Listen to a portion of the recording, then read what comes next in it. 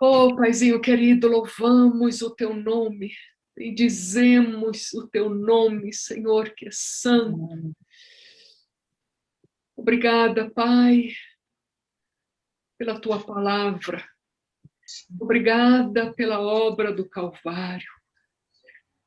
Amém. E ao trazermos esta lição nesta tarde, Senhor, nós pedimos que cada um de nós possa mergulhar na realidade do Calvário, Senhor, e vivermos tudo aquilo que tu fizeste por nós. Amém, em nome de Jesus. Não queremos ficar aquém da Sim, obra Senhor. do Calvário, Senhor. Nós queremos viver à altura da Amém. vida abundante que vieste trazer para nós na cruz do Calvário. Quando tu declaraste está consumado. Foi tudo completo, Senhor. Por isso, nesta hora, nesses momentos que estaremos juntos aqui ministrando esta palavra, que os nossos corações, as nossas mentes sejam abertas no reino espiritual para entendermos esta realidade em Cristo Amém. Jesus. Amém. Amém. Amém. Amém. Amém. Glória a Deus. Vamos ler. Vocês estão com o livro aí aberto? Sim. Eu estou. Ok. Vamos ler o versículo para memorizar, né? Isaías 53, 4 e 5. Certamente ele tomou sobre si as nossas enfermidades e sobre si levou as nossas doenças. Contudo, nós o consideramos castigado por Deus atingido e afligido. Mas ele foi traspassado por causa das nossas transgressões, foi esmagado por causa das nossas iniquidades. O castigo que nos traz a paz estava sobre ele, e pelas suas feridas fomos sarados. Aleluia, aleluia. Nós vemos aqui, né, fazendo um pano de fundo, nós vemos em Gênesis 3,15, é chamado Gênesis 3,15 de proto-evangelho. Né? É o primeiro evangelho. Foi a primeira promessa de Deus para trazer a redenção quando o homem pecou. Foi ali no Gênesis, né? E aí, quando Deus falou para Maria, darás à luz a um filho. O que isso significa? Nós temos de entender bem, porque isso é crucial para o Evangelho. Vemos que o homem pecou. Então, a semente agora desse homem, ela é pecaminosa. Então, todos os seus descendentes, os descendentes desse homem, são pecaminosos. Por isso que Paulo fala, todos pecaram e estão destituídos da glória de Deus, todos pecaram. Então, nós já nascemos em pecado. E o salário do pecado é a morte. Então, nós já nascemos em pecado e nós já nascemos condenados à morte. Isto é, não é a morte física, mas a morte, a separação de Deus. Então, Jesus, quando ele veio, nasceu de mulher. Eu acho que vocês já viram as nossas pregações, e a última nós falamos sobre o Salmo 115, 16, né? Que os céus são os céus do Senhor, mas a terra deu a ele aos filhos dos homens. Então, quem é filho de homem?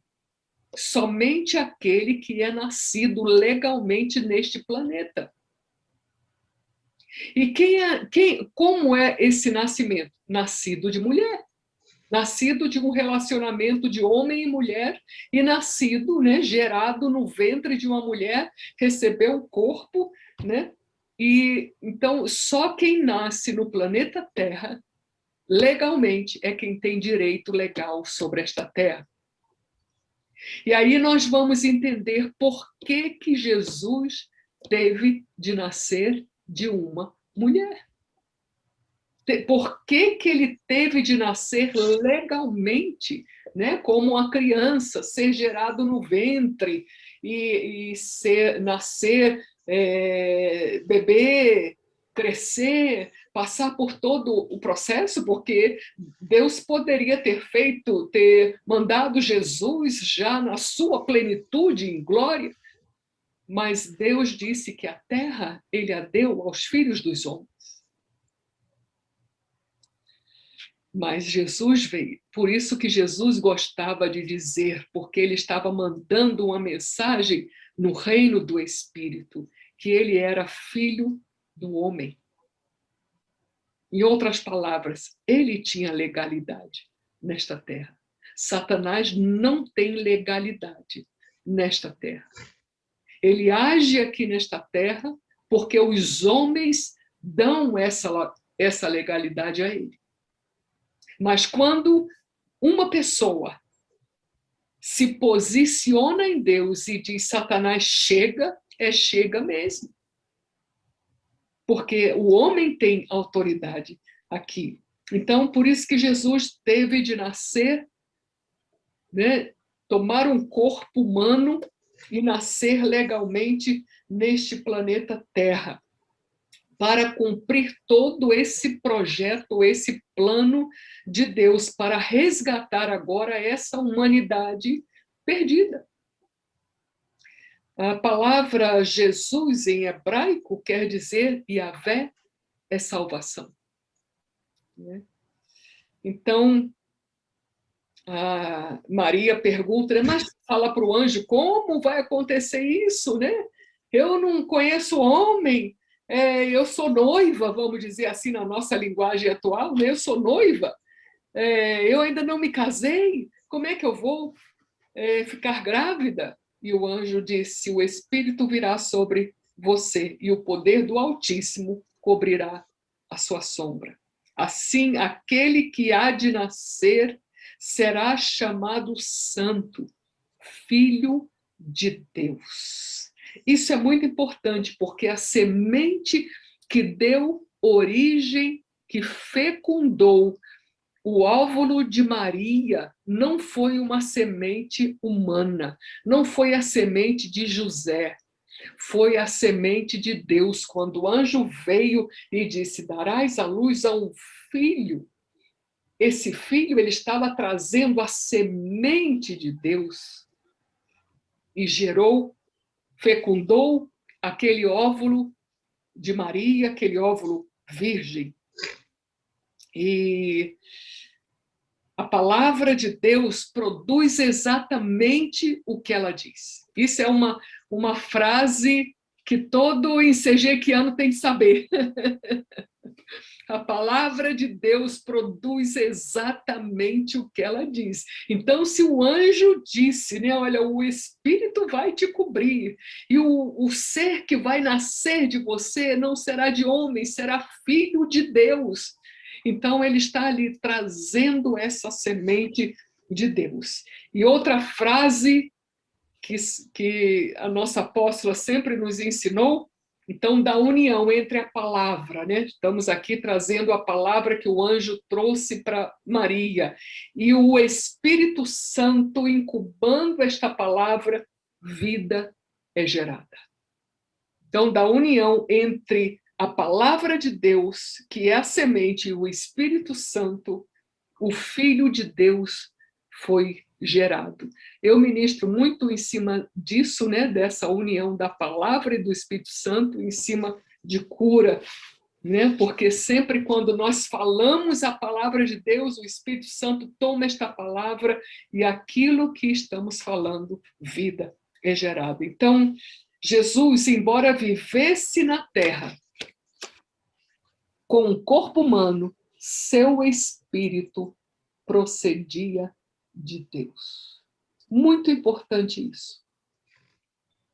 Jesus, então, ele é 100% homem, porque ele nasceu, né, aqui nesta terra. Ele tomou um corpo quando a semente de Deus fecundou o óvulo de Maria, ele estava ali tomando a forma de homem, né, o corpo humano para poder agir nesta terra. E o seu espírito procedia de Deus. Então, Jesus é 100% homem e 100% Deus. Ok? Então, por isso, ele era filho de Deus em sua natureza, embora filho de homem na forma que ele tomou. Para ele viver nessa terra, ele tinha de agir, né, de ter um corpo humano. Por isso, ele se chamava filho do homem, porque ele tomou a forma de homem. Aleluia, aleluia. E foi na condição de filho de Deus que ele fez uma aliança com os homens. O que é uma aliança? Isso aqui é uma aliança, né, que eu sou casada. Isso aqui está escrito Yahvé. Significa, é um contrato pelo qual tudo isso é o fundo de pano para nós entendermos a obra do Calvário. Ali naquela última ceia, quando Jesus estava com seus discípulos, ele tomou o cálice, né? E ele disse: este cálice é a nova aliança no meu sangue. Ele tomou o pão, né? E ele deu: aqui é a minha vida que é partida por vós. Então, ali, como filho de Deus, né? Ele estava ali, e filho do homem, ele estava fazendo uma aliança com o homem. O que isto significa? Hoje, infelizmente, os casamentos, né, não são de comunhão de bens. Antigamente, né, todos os casamentos eram comunhão plena de bens, né? Hoje não são parciais. Mas a aliança que Jesus fez conosco é total. Imagina se ele fizesse uma aliança parcial conosco, né? Mas ele fez essa aliança total conosco. E o que isso significa? Tudo que eu tenho passa a ser dele. E tudo que ele tem passa a ser meu. E o que nós tínhamos para dar para Jesus? Pecado. Pecado, que mais?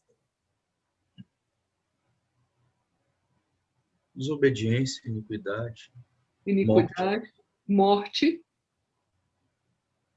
Fala-me. Doença, ferida. Doença, maldição, Feridas, perigo. traumas. Tudo, tudo. Nós só tínhamos miséria para dar para Jesus. E o que ele tinha para dar para nós? Reconciliação. Reconciliação. Vida. Saúde. Né? Tudo aquilo que o que o homem perdeu lá no Éden. Jesus estava aqui para nos devolver aquela condição que o homem perdeu no Éden. Entendem? Está claro isso? Que a obra que Jesus veio fazer de transferência, né, de fazer esta aliança para que aquilo que o homem pecador, né, recebeu por causa do seu pecado, a sua miséria, pobreza, doença, maldição, nós pudéssemos ter em Jesus a vida e vida abundante. Aquela vida abundante que Deus criou o homem para que vivesse em plenitude. Certo? Amém? Amém. E aí, como nós somos pecadores, quem poderia comparecer diante do Pai com todos esses pecados? Deus é santo. O que separou o homem de Deus? O pecado. A santidade de Deus não permite que o homem pecador chegue à presença de Deus. Pastor, Oi. eu tenho uma pergunta, uma dúvida. Quando tem aquela passagem em Jó, em que Satanás ele entra na presença do Senhor, né? E Jesus fala, de onde vens? Daí ele fala, ao rodear a terra. A terra. Como que Satanás ele pode se chegar na presença de Deus se ele é mau? Ele é a semente do mal. Ele foi o primeiro a se rebelar, ou né, pode-se dizer assim. Como que isso pode acontecer? Eu não sei. Eu não sei. Porque realmente, né, ele foi expulso da presença de Deus. Mas como Deus é onipresente, ele está em todo lugar. Entendi. Né? Ele, né, até o Salmo 139 fala, né, para onde eu me ocultarei de ti, se eu desço no mais profundo abismo, lá tu estás. Não é que Satanás foi a Deus, mas a presença de Deus, né? Ele vê todas as coisas, ele é onisciente, ele é onipresente. Entendi. Certo? Mas vamos aqui. Então, eu tinha uma dívida com Deus, contra Deus, né? E como pagá-la? Não tinha. Porque a minha dívida, quer dizer, era o quê? Era a morte. O salário que eu recebia era morte. E como que eu ia pagar para que essa dívida fosse cancelada? Essa condenação fosse cancelada? E é aí que Jesus, né, o próprio Deus, ele é tremendo, né? O Deus juiz que julgou o homem pecador e o condenou à morte, ele mesmo é Deus de amor. E ele proveu o resgate para esse homem. Que coisa linda, que coisa tremenda, né? O réu sou eu. Não tem condições de pagar a dívida, todavia o juiz, que é justo, é também amor, graça e misericórdia. O mesmo que proferiu a sentença foi o mesmo que enviou o seu próprio filho para sermos resgatados. Uau! Isso é lindo demais.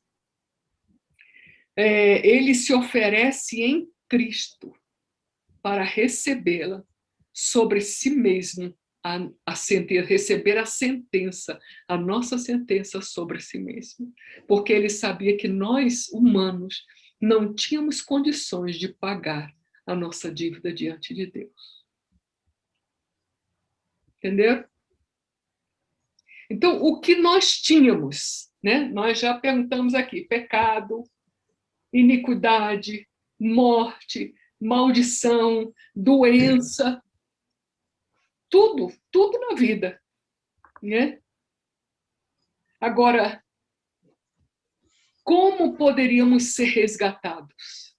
Só alguém que tomasse o nosso lugar e morresse a nossa morte. Eu sempre falo nos meus testemunhos, né, de cura, quando eu recebi a sentença de morte. né? A médica disse na bucha, assim, né? Na minha cara, né? Que eu poderia ser fulminada em 3 meses. E quando eu fui naquela noite, né? Que eu fui ler a passagem da crucificação, porque eu teria de ministrar num congresso de mulheres no outro dia. E quando eu li que o sumo sacerdote disse para Jesus, é réu de morte.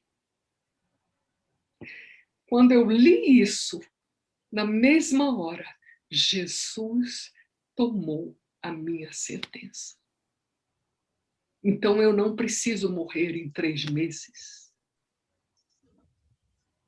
É aí que eu me segurei e eu falei, Senhor, eu não vou morrer em 3 meses, eu não vou morrer em 1 ano, em 10 anos, eu vou morrer no dia em que os meus dias, que estão contados em tuas mãos, forem cumpridos.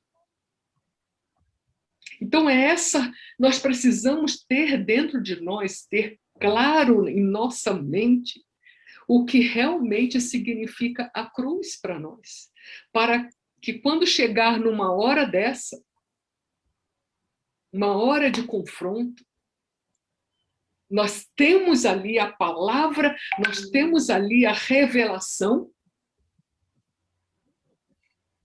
do que Cristo fez por nós e podemos superar tudo aquilo. Certo? Então, pela morte, sepultura e ressurreição de Jesus, nós podemos ser resgatados. Então, nós vemos aqui, no capítulo 53 de Isaías, é muito lindo, porque o profeta Isaías, ele viu no reino espiritual esse momento de resgate. Ele viu essa obra do Calvário. Então, Isaías 53 é muito lindo, muito significativo para nós. E nós vemos aqui um único evento histórico em toda a humanidade. Na realidade, a vinda de Jesus e a cruz, ali aquela morte e a sua ressurreição. Nós podemos, delinear o mundo, a história da humanidade antes de Jesus e depois de Jesus. Então, a mensagem do Evangelho gira em torno de um único evento histórico, a morte sacrificial de Jesus na cruz. A cruz de Cristo é a única coisa importante, no Evangelho. Na realidade, é o Evangelho, é a cruz de Cristo. Porque foi ali que Deus de Deus se deu pelo homem perdido, para mudar a sorte desse homem e resgatá-lo à posição primeira que ele havia criado o homem ali no Éden. Ok? O autor aos Hebreus diz, versículo 10, capítulo 10, versículo 14, porque por meio de um único sacrifício, ele aperfeiçoou para sempre os que estão sendo santificados. Um único sacrifício. Por isso é importantíssimo este versículo.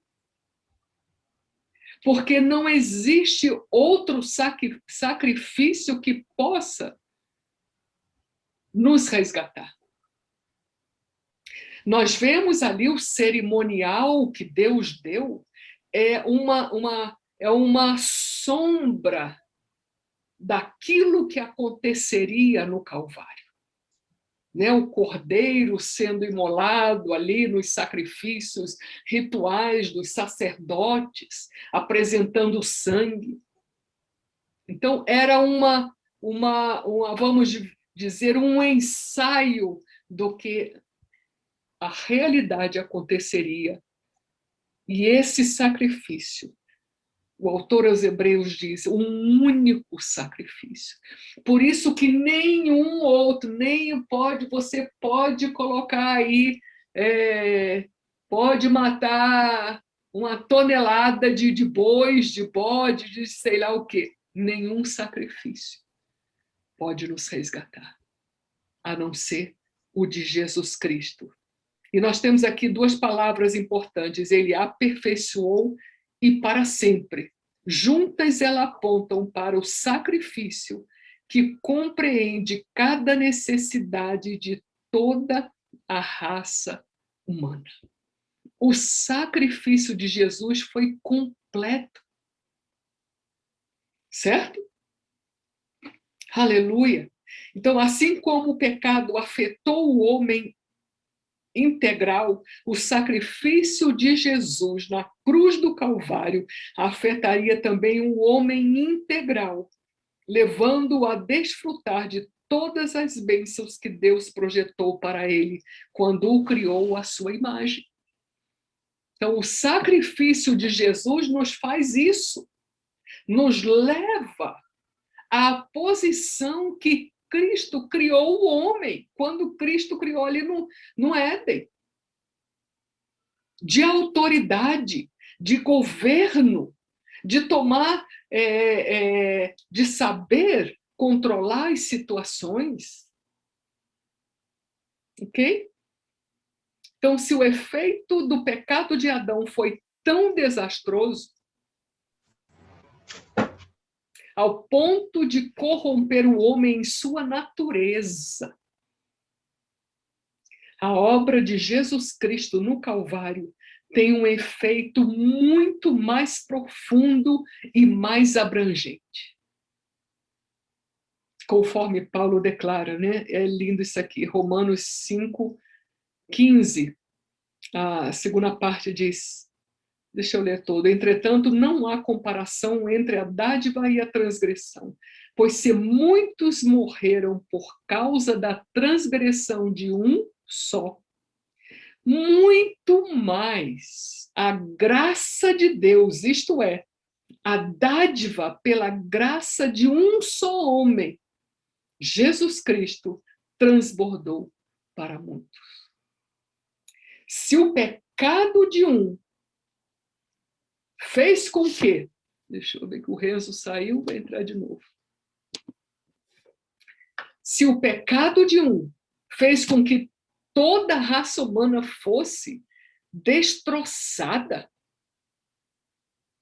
né? Fosse destruída praticamente, né? A sua natureza, corrompeu a sua natureza. Você vê uma criança, né? Quando mal ele começa a andar, mal ele começa a descobrir o mundo, aí começa as rebeliões, não, é meu, eu não quero, sai, começa, né? O que é isso? Isso é a raiz do pecado, da transgressão que herdamos pela obra de um homem.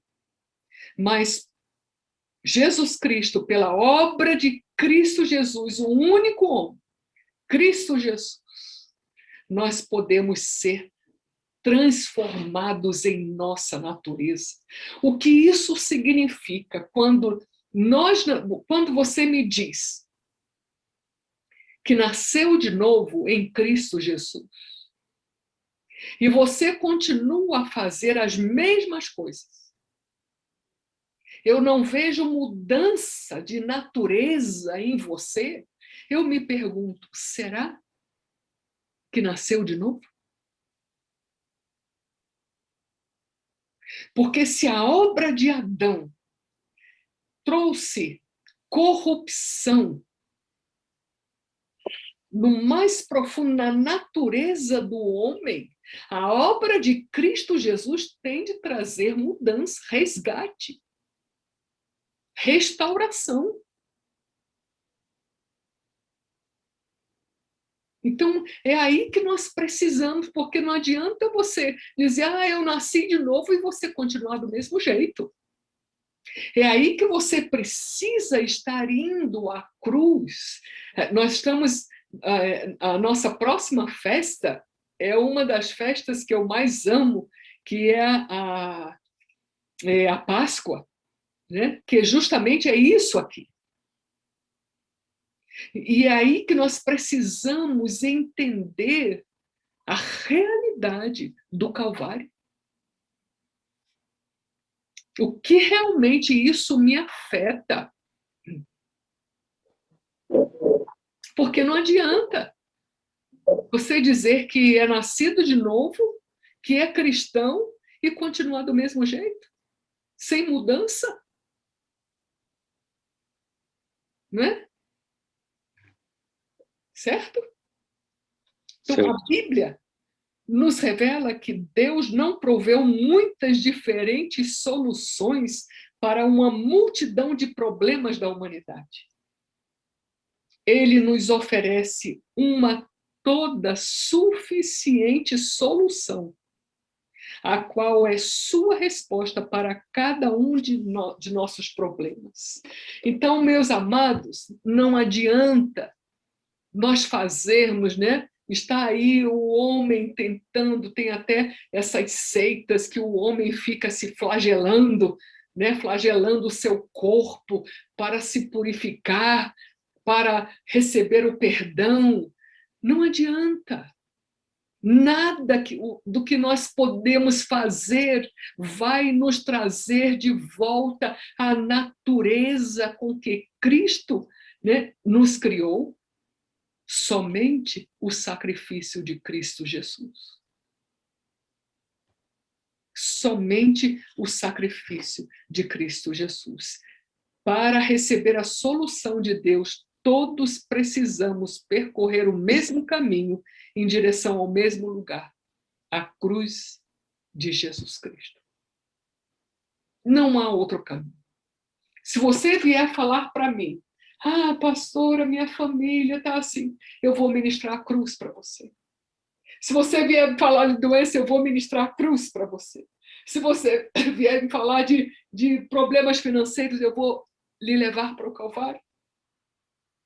Porque é a cruz que muda a nossa história. É a cruz que muda, que nos dá o resgate. Amém? Amém. Estão entendendo? Amém. Então, agora, esse pedaço aqui, eu não sei se estão mandando aí mensagens, né? Deixa eu ver aqui. Eu e André estamos trabalhando, não conseguimos entrar. Tá, depois eu vejo aqui. Ok, está sendo gravado, aí depois eles... Aqui, o segundo ponto. Aí, o primeiro ponto foi um único evento histórico. Então, está certo que a cruz, o evento do Calvário, é único, né? Então, foi em nosso lugar. E aí fala, né? Isaías 53, ele fala do servo de Yahvé, cuja alma deveria ser oferecida a Deus como uma oferta pelo pecado. Nós vemos os autores do Novo Testamento, alguns falam, né, que foi Jesus Cristo que Isaías estava se referindo, esse servo de Yahvé. Em Isaías 53:6, nós lemos: todos nós, tal como ovelhas, nos desviamos, todos nós. Cada um de nós se voltou para o seu próprio caminho, e Yahvé fez cair sobre ele a iniquidade de todos nós. Por causa disto, Yahvé fez cair sobre ele a iniquidade de todos nós. A expressão fez cair em hebraico é paga, é como, sabe, aquela colisão brusca. Fez cair sobre ele, caiu sobre ele. É aquela colisão violenta, algo que foi atirado violentamente sobre ele. Ou talvez mais adequadamente, que Yahvé fez com que viesse sobre a fim de oprimi-lo em calamidade, como quando alguém é vencido ou oprimido em batalha. O sentido é que ele não foi esmagado pelos próprios pecados, mas que encontrou os nossos, você vê, né? Foi uma colisão violenta, ele encontrou os nossos pecados, como se tivessem se apressado a encontrá-lo e prostrá-lo. Certo? Essa frase de Barclay, eu quero ler porque achei muito interessante. Isto é, sofreu em nosso lugar. E o que quer que ele tenha sido chamado a suportar foi consequência do fato de que ele tomou o lugar dos pecadores. E tendo tomado seu lugar, encontrou os sofrimentos que eram as expressões adequadas do descontentamento de Deus e afundou sob o imenso peso da remissão do mundo. Uau! Quando Jesus, ali no Getsemane, quando ele tinha acabado na última ceia de cear com os discípulos e dizer: este é o meu cálice, eu faço uma nova aliança, eu faço uma aliança com vocês. Isto é, ali ele tomou a nossa iniquidade, as nossas maldições, tudo aquilo que o pecado trouxe a nós. E quando ele foi para o Getsemane, ele agonizou. Ele não... Imagina uma colisão brusca. Caiu sobre ele, imagina toda aquela maldição da humanidade. E ali no Getsemane, ele teve a escolha de dizer: não, pai, não, deixa eu viver sozinho contigo aí, esse povo aí não merece não, é muito pesado isso daqui, o salário desse pecado é muito alto. Ele podia ter dito não. Tanto é que ele disse: pai, se possível, afasta de mim esse cálice. Mas ele, ao mesmo tempo, ele disse: mas não faça a minha vontade, mas a tua. E ele ali se rendeu àquela vontade do Pai, em ir até a morte, sofrer as consequências do nosso pecado. É lindo demais isso aqui. Então, a palavra traduzida aqui para iniquidade é avon, A-V-O-N. O termo português mais próximo seria rebelião contra Deus. Avon é traduzido por uma frase completa: o castigo da maldade. O castigo da maldade caiu sobre ele violentamente e ele recebeu todas as más consequências que o juízo de Deus traz sobre a iniquidade. Ah, que coisa tremenda! Vocês estão conseguindo acompanhar? Sim, eu entendo isso, pastora, quando Jesus fala, né? Porque, Pai, por que me desamparas, né? Uhum. Essa separação, né? Nesse momento que cai, né? Dá esse avon, né? Esse castigo. E aí depois ele fala: pronto, cumpri, né? Uhum. Ou seja, ele fala: tá consumado. Ele disse: tá bom, aí aqui, ó, ele eu fiz fala, o meu né? trabalho, fiz o meu papel. Eu acho bonito isso. Ele fala assim: tá consumado, entregou seu espírito. Seu espírito. Então, Jesus não apenas foi identificado com nossa iniquidade, ele também suportou todas as más consequências daquela iniquidade. Por isso, aquela agonia ali no Getsemane. E aqui está o verdadeiro significado e propósito da cruz. Houve uma troca divina. Primeiro, Jesus suportou, em nosso lugar, todas as más consequências que eram devidas pela justiça de Deus à nossa iniquidade. Agora, em troca, Deus nos oferece todo o bem que era devido à obediência sem pecado em Jesus. Uau! Amados, como nós somos sarados. Quando nós vemos em Jesus a enfermidade que está sobre nós, quando nós vemos essa enfermidade sobre Jesus. E aí nós somos sarados. Como nós somos libertos. Quando a prisão você está lutando com algo que não consegue se libertar, e quando você olha, chega ali a cruz. Jesus está levando essa sua batalha, essa sua prisão, na hora aqueles grilhões se rompem. Como você é salvo? Quando você vê a sua iniquidade, o pecado, em Jesus. Aleluia. Nós vamos ver aqui uma troca singular.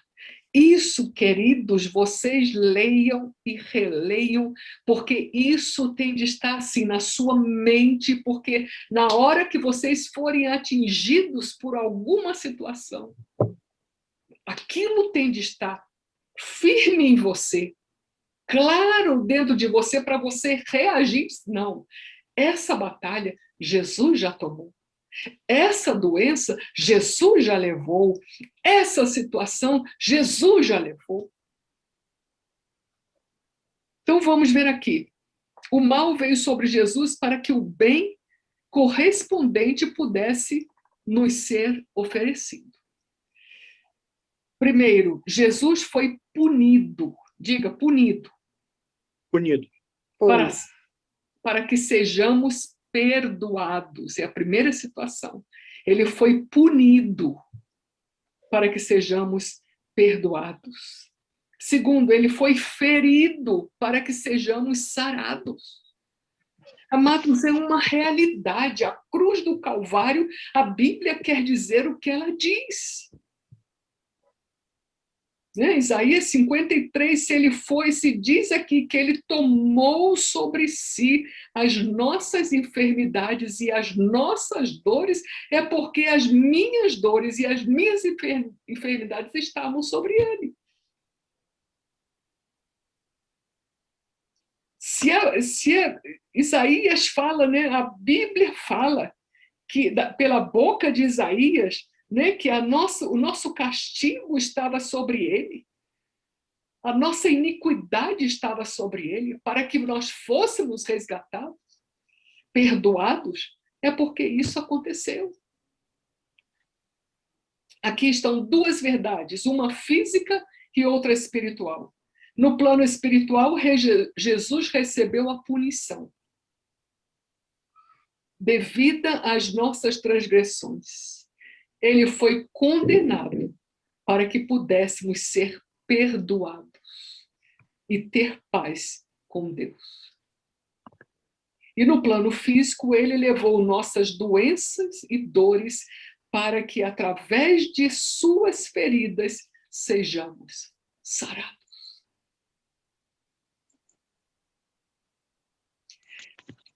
É aí que nós precisamos absorver isso. A cruz não é um símbolo que eu levo aqui pendurado, não é um pedaço de madeira, não é hoje folhearam de ouro, não. É a obra que foi feita. Tira Jesus da cruz e essa cruz é simplesmente um pedaço de madeira que não tem efeito nenhum. É a obra de Cristo Jesus que nos proporcionou isso. Então, a primeira, nós fomos punidos para sermos perdoados. E o segundo, ele foi ferido para sermos sarados. Né? Terceiro, Jesus foi feito pecado com a nossa pecaminosidade. Por isso que ali no Getsemane ele suou frio. Eu creio que aquele peso do pecado, aquela angústia do pecado, aquela tristeza do pecado tomou conta dele. Ele disse: Pai, por favor, afasta de mim esse cálice. É muito difícil tomar esse cálice. Foi feito pecado com a nossa pecaminosidade, para que nos tornemos justos com a sua justiça. Nós podemos hoje chegar diante do Pai, diante de Deus, com a justiça de Cristo Jesus. Deus, segundo aos Coríntios 5:21, Deus tornou pecado por nós aquele que não tinha pecado, para que nele nos tornássemos justiça de Deus. E aí, queridos, se Satanás, né, você nasceu de novo, entregou sua vida para Jesus, e aí Satanás vem: você lembra o que você fez no ano passado? Você lembra o que você fez? Você pode ter sido até um assassino, seja o que for.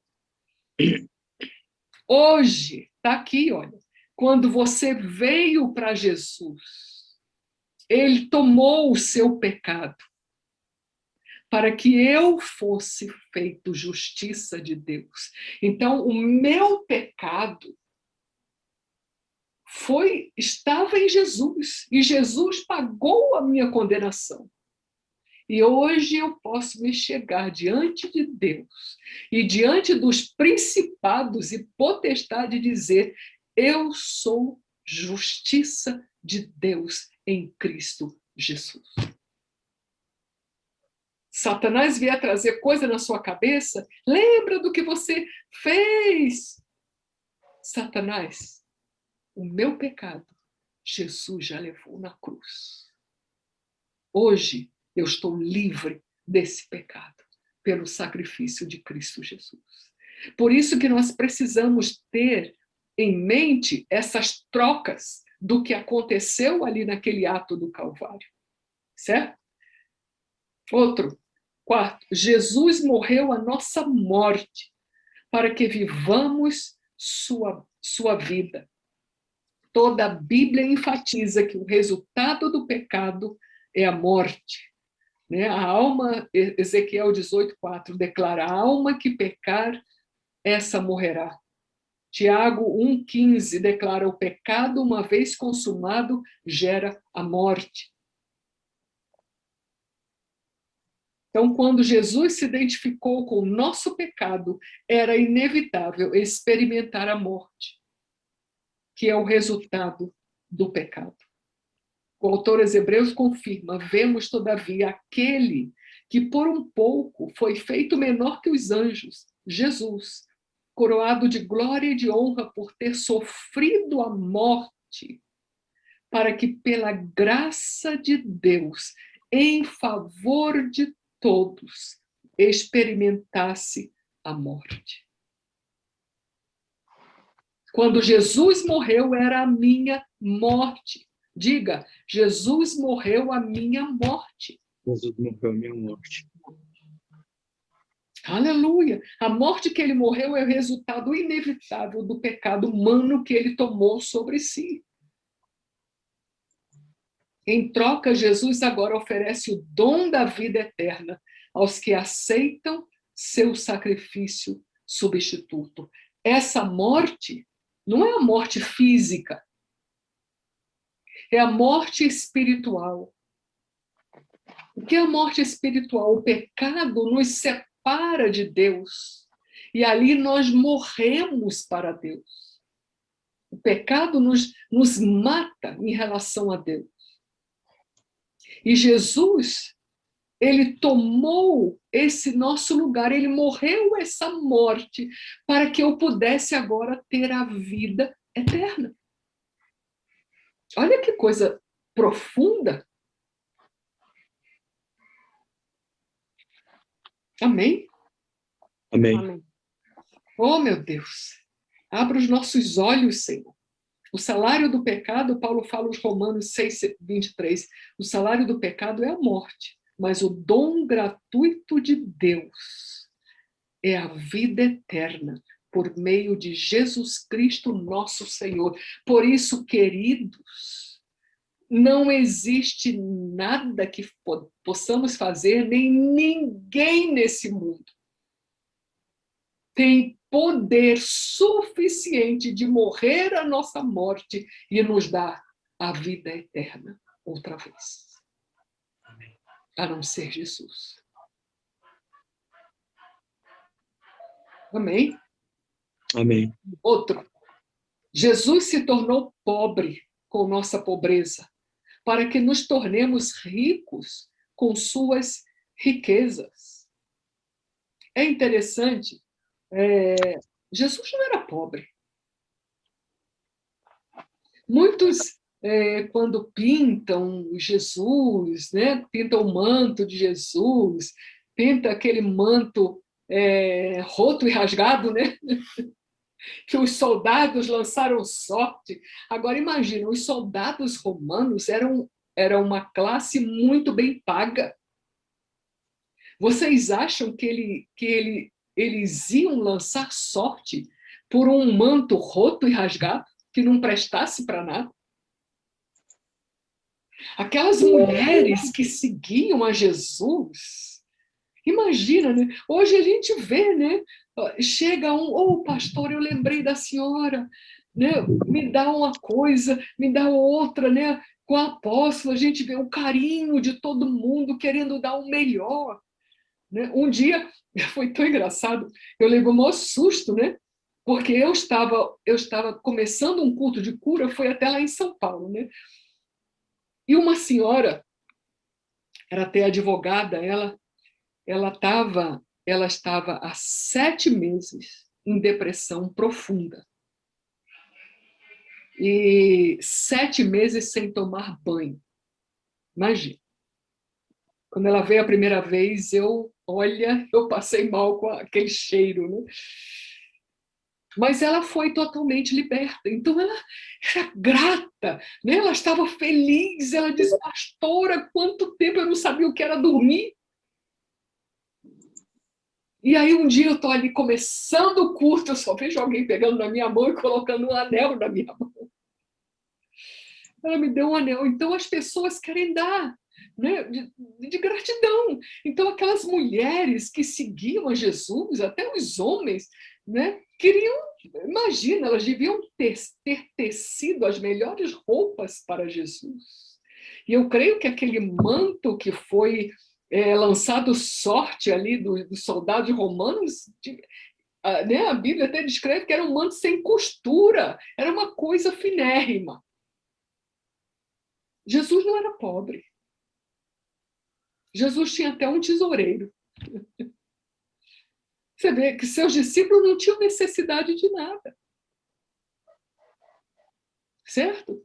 Então, ele se fez pobre, isto é, descreve que ele sempre teve tudo o que necessitava para fazer a vontade de Deus em sua vida.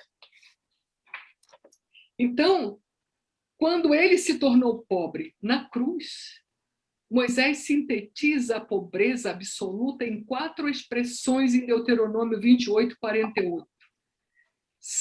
Fome, sede, nudez e falta de tudo. E olha o que aconteceu na cruz, né? Ele estava com fome, não comeu ali por quase 24 horas, né? Ele estava com sede. Uma de suas últimas palavras foi: tenho sede. Ele estava nu e faltava-lhe tudo. Até uma sepultura teve de ser emprestada para ele porque ele não tinha uma sepultura. E Deus é poderoso para fazer que lhes seja acrescentado toda a graça, para que em todas as coisas, em todo o tempo, tendo tudo o que é necessário, vocês transbordem em toda a boa obra. 2 Coríntios 9, 8. Então, ele se fez pobre. Ele sofreu tudo isso aqui para levar a nossa pobreza, para que fôssemos ricos, para que todas as nossas necessidades sejam supridas. Amém? Amém. Outro. Ele levou nossa vergonha para que compartilhemos da sua glória e suportou nossa rejeição para que tenhamos sua aceitação como filhos de Deus.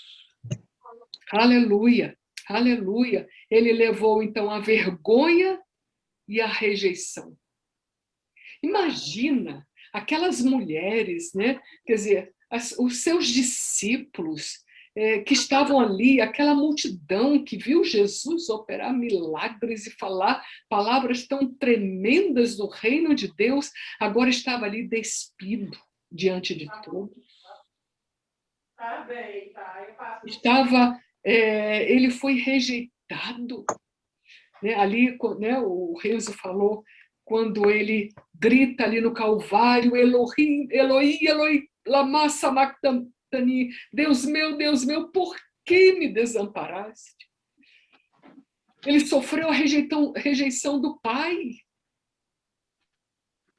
Mas não era Jesus, o Filho de Deus, que estava ali, era Jesus, o Filho do homem, era a minha rejeição. Quando você foi rejeitado por sua mãe, por seu pai, por alguém, ele estava ali sofrendo essa rejeição para que você fosse sarado, você fosse completo. Ele sofreu a vergonha da nudez, de ser despido diante de todos.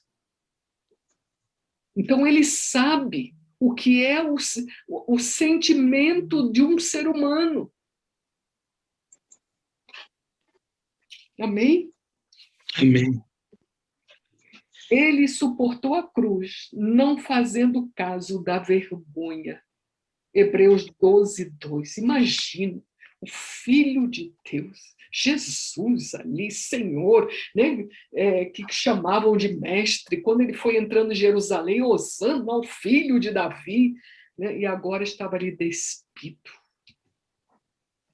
Que vergonha! Mas ele suportou a cruz para levar todo o nosso tipo de vergonha. A execução na cruz era a mais vergonhosa forma de morte, reservada aos mais baixos criminosos. A pessoa era completamente despida e assim exposta aos que passavam e zombavam dele. E é aí, né? É aí que nós ministramos em cima de cura interior, né? A vergonha que você passou, os bullying, né, na escola, ou toda vergonha, toda zombaria que você sofreu, Jesus levou ali no Calvário. Aleluia. E outra ferida foi a rejeição. Ele foi rejeitado em nosso lugar. Aleluia. Outro, Jesus se tornou maldição para que recebamos a bênção. Quando eu gostaria até que depois você lesse Deuteronômio 28, todo o capítulo. Vai ser uma das tarefas de casa. Deuteronômio 28. Nos 12 primeiros capítulos, versículos de Deuteronômio 28, nós temos as bênçãos daqueles que obedecem ao Senhor. E do versículo 15 em diante vai até não sei quantos versículos. A maldição é enorme. E aqui tem um resumo. Humilhação, esterilidade, falta de frutificação, doença mental e física, destruição da família, pobreza, derrota, opressão, fracasso, desfavor divino. Olha só, que coisa terrível, né? E Jesus, ele tomou a nossa maldição. Paulo fala em Gálatas 3:13, Cristo nos redimiu da maldição da lei, quando se tornou maldição em nosso lugar, pois está escrito, maldito todo aquele que for pendurado no madeiro. Isso para que em Cristo Jesus a bênção de Abraão chegasse também aos gentios, para que recebêssemos a promessa do Espírito mediante a fé. Somos abençoados hoje em Cristo Jesus, porque Ele tomou as nossas maldições. Amém? Vocês continuam aí? Então, não sei se você pegou aí, Renzo, Deuteronômio 28. Você vai Sim. ler todo o capítulo, vocês vão ler o capítulo, e vocês façam um resumo das maldições. Eu vou lhe passar a tarefa, né? Por quê? É uma tarefa que vai lhe trazer cura, vai lhe trazer libertação. Você vai lendo Deuteronômio 28, a partir do versículo 15, que são as maldições, né? E você vai colocando lá, vamos dizer, esterilidade, né? Aí você diz, né? Isso acontece comigo, você marca lá. Você vai marcando as maldições que estão sobre a sua vida. E aí você vai olhar para Jesus, lá no Calvário, e vai ler de novo e vai dizer, essa daqui, Jesus já levou. Essa daqui não é mais minha. Essa daqui não é mais minha. Você vai se ver em Jesus. Vai ver essas maldições que estão sobre a sua vida em Jesus. Eu tenho uma experiência muito grande. Minha mãe tentou me abortar. Eu sou a 7ª filha, né? E ela não queria mais filhos. E ela tentou me abortar. E com isso, eu nasci muito calada. Eu não falava. Eu era muito tímida, muito quieta. Ó, trovão aqui. E quando o Senhor me chamou para o ministério, eu ficava, Senhor, o que eu vou fazer se eu não falo? Como é que eu vou ser uma pregadora se eu não falo? Se eu sou muda, né? Quando eu digo que eu era muda, né? Mas eu vim trabalhar com a apóstola e louvo a Deus pela vida da apóstola, né? Porque teve a paciência e a sensibilidade do Espírito para ir conduzindo todas as coisas, né? E o único lugar que eu me senti à vontade foi numa ilha de edição, quando eu não tinha que falar com ninguém, eu estava ali fazendo os programas. Era eu que fazia as edições, aliás, eu gravava, eu fazia tudo, né, dos programas A Palavra da Fé. Eu estava ali, eu morava no escritório, então eu esquecia que era quando era dia, quando era noite, eu estava ali. E um certo dia, eu estava ali fazendo o programa, e de repente eu me via ministrando no meio do povo, mas ao mesmo tempo, quando eu olhava para mim, eu chegava perto de alguém e não abria a boca. E nesse dia eu estou ali, né, atenta, fazendo as edições, e de repente eu dou um pulo da cadeira, levanto até a mão assim e começo a ministrar. Junto com na época era a pastora Balnice. E eu até levei um susto, né? Eu falei, meu Deus, ainda bem que não tem ninguém me olhando, vão dizer que eu estou doida, né? Mas eu falei, aí eu cheguei para a apóstola Valnice e disse, eu não contei o que aconteceu, eu só disse, eu preciso sair uns dias em jejum e oração. E eu fui, deixa eu fechar a janela aqui, peraí, só um minutinho.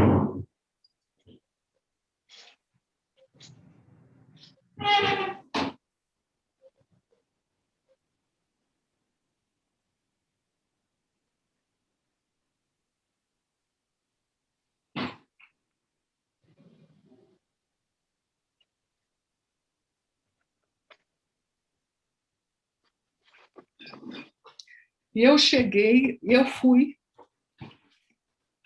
até em Campos do Jordão. Eu fiquei ali no apartamento e eu só pedi a Deus uma coisa: mostra-me, Senhor, o que prende o meu espírito. Porque eu não consigo falar. E num dos dias eu estava ali, eu só adorava o Senhor e a única oração era essa. E um dia eu me vi dentro do ventre materno. E eu ouvia a hora que minha mãe chamava, eu não quero essa criança. Eu acho que eu contei para vocês isso no encontro, né? Não?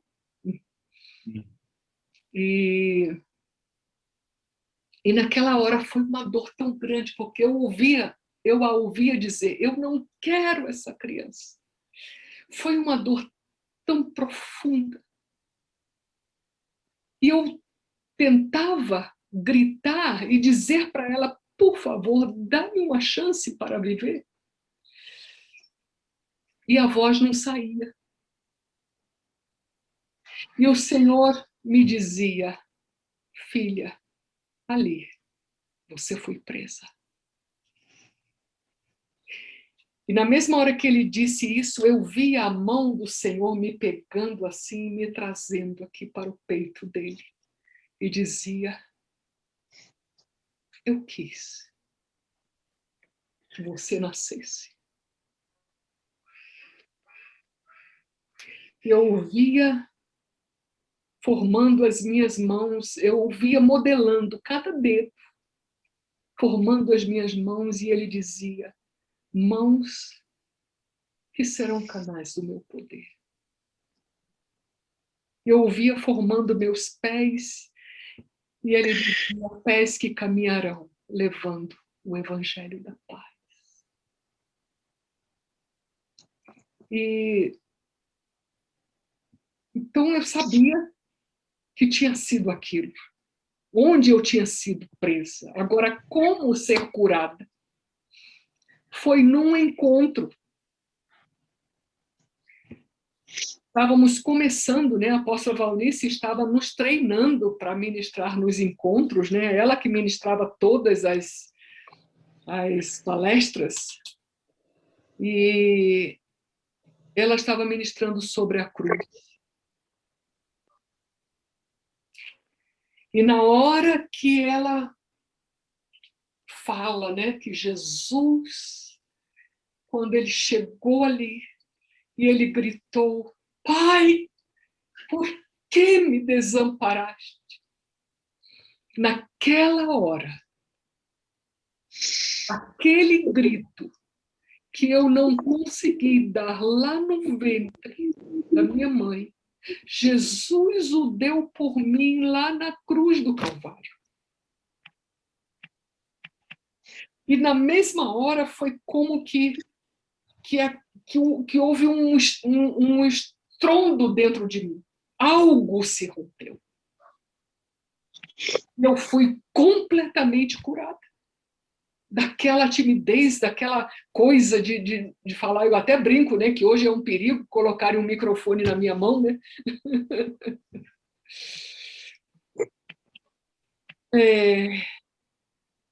Meu querido Renzo, Jesus levou a sua rejeição para que você fosse sarado. Eu sei o que é isso. Eu ouvi da minha mãe isso. Eu não quero essa criança. Mas ele tinha um plano para a minha vida, como ele tem um plano para a sua vida, para a vida da Sueli, da Sandra, né, da Mix, de todos aqueles que estarão ouvindo essa palavra. Ele tem um plano. E ele deu, fomos feridos. Satanás vem nos ferir já desde o ventre materno. Né? Vocês viram ali no encontro, né? Desde a hora da concepção, Satanás vem para o quê? Matar, né? Destruir, matar, ferir o projeto de Deus na nossa vida. E aí é quando você vê em Jesus a sua rejeição, aquela dor que você sofreu, aquela decepção que você sofreu.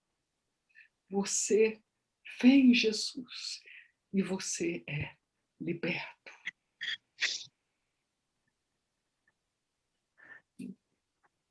Por isso que eu falei que entender essa lição, entender sobre a cruz, entender a obra do Calvário, porque não é, porque você é crente, porque Jesus morreu na cruz por mim, mas por que Jesus morreu na cruz por você?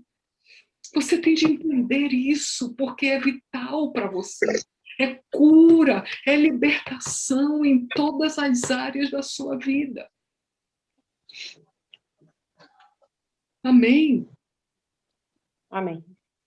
Aleluia. E ele gritou, né, concluindo, está consumado. Esta palavra no grego significa tomar alguma coisa completa e perfeita. Algo semelhante a está completamente completo, né? Ou então está perfeitamente perfeito. Amém? Então, está completo. A obra de Jesus foi completa, não tem nada para trás. Por isso que eu não preciso estar aí subindo as escadarias, rezando não sei quantas Ave Marias, ou colocando velas para não sei para quantas velas. Não, a obra de Jesus na cruz do Calvário, para que eu vivesse a vida eterna que ele me deu, a vida abundante, foi completa. Amém? Aleluia. Você é capaz de aceitar em fé o que ele obteve por você? Sim. É aí, Renzo, que você é sarado. É aí que você é liberto de todas essas prisões do passado. Né? Somos libertos dessas feridas, dessas palavras que nos aprisionaram no engano, na desgraça, nos fazendo infelizes, nos fazendo incapazes. Ele levou.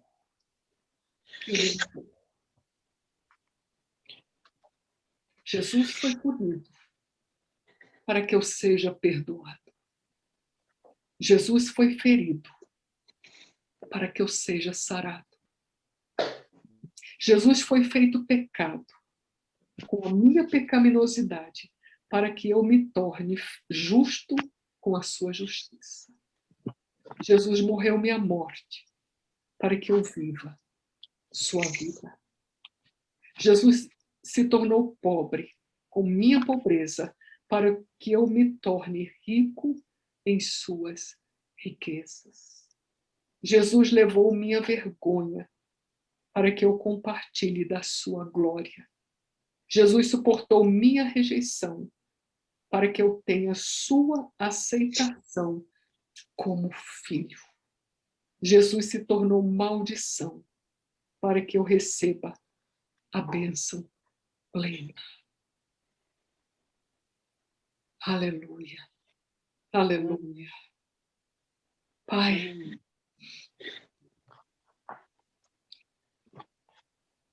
é tão profundo, Senhor, essa realidade.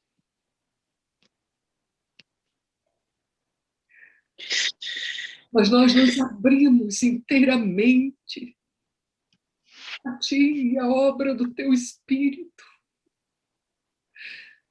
para nos levar a essa profundidade e receber a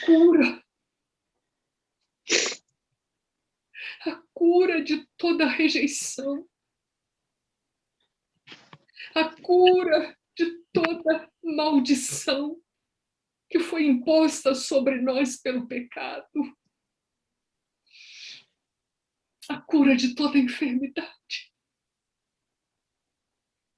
Oh, Jesus, abre os nossos olhos espirituais para mergulharmos na provisão que Tu nos deste ali no Calvário. Oh, Rabaquiaxaia, eu trago, Senhor, cada um dos Teus filhos que estão se expondo nesse momento a este vídeo, que não seja simplesmente uma aula, uma matéria, mas que seja, Senhor, um remédio para que haja mudança na natureza, mudança, Senhor, em todas as áreas, para que haja cura, para que haja libertação profunda, aprofunda, Senhor, os níveis de cura na nossa alma, aprofunda os níveis de libertação na nossa alma, nas nossas emoções. Em Cristo Jesus. Deixe-nos mergulhar nessa realidade. Eu oro, Pai,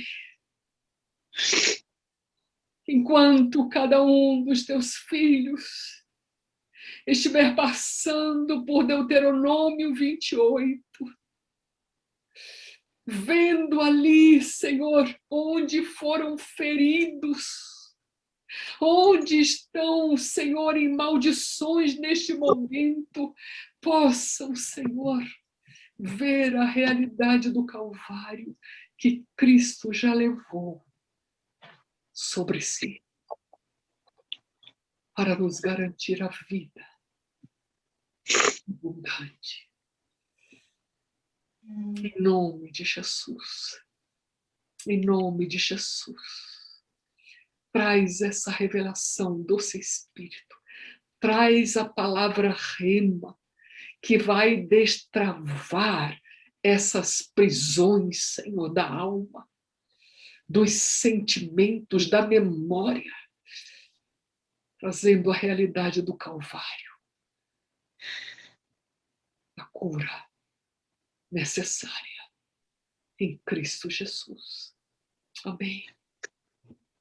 Amém. Aleluia. Aleluia.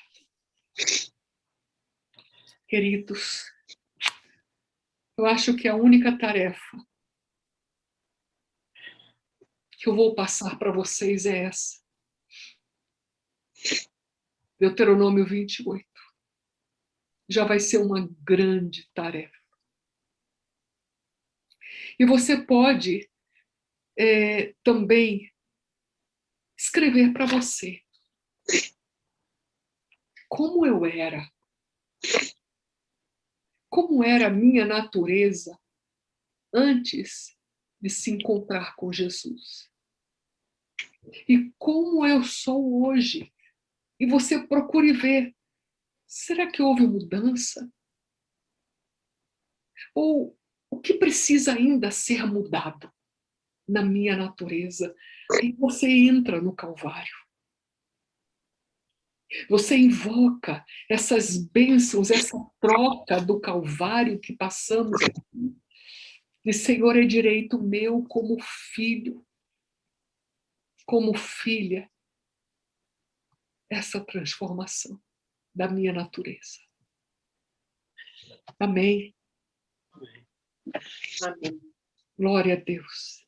Então, serão essas tarefas. Deuteronômio de 28, passando, né, por todas essas maldições e se vendo, né, vendo se há alguma maldição que ainda opera na sua vida, você vai levar para o Calvário. E fazer, escreva o seu histórico. É para você, não vai ser para mim. Você não vai mandar para mim. Eu quero ver, né, que você tenha essa experiência, como era a minha natureza antes de Jesus entrar e como eu sou hoje. E o que eu preciso ainda ser mudado. Amém, amados? Muito bom estar com vocês. Amém? Alguma pergunta? Obrigada, pastora. Vamos aqui. E se vocês quiserem depois falar alguma coisa, pode mandar alguma coisa no meu WhatsApp. Estamos aqui prontas para lhe ajudar, né? Somos a irmã mais velha, né? Já passamos por isso, para que possamos ajudar aqueles que ainda estão entrando, né? E passando essa experiência. Que Deus abençoe a sua vida, mergulhe, porque Amém. o Calvário é tudo para nós. Amém. Amém? Amém, Sueli? Amém. Amém, Sandra? Amém. Amém. Aleluia. E a todos que vão nos assistir depois. Que seja uma bênção para vocês. Então, leiam, releiam, decorem, ponham lá esses 8 itens, né, da troca do Calvário sobre, né, o que Jesus fez por nós e vai orando em cima de cada um e vendo a sua situação e o que Jesus levou para que você pudesse ter a sua bênção. Pai, Amém. Amém. coloco sobre a vida de cada um o teu nome, Senhor. Amém, Nome que está acima de todo nome. Que Yahvé te abençoe e te guarde. Que Yahvé faça resplandecer o seu rosto sobre ti e tenha Amém. misericórdia de ti. Que Yahvé sobre ti levante o seu rosto e te dê shalom, saúde, Amém. paz, Amém. alegria, bem-estar e prosperidade. Amém Amém. e amém. Aleluia. Shalom. Shalom. Shalom. Shalom. Shalom.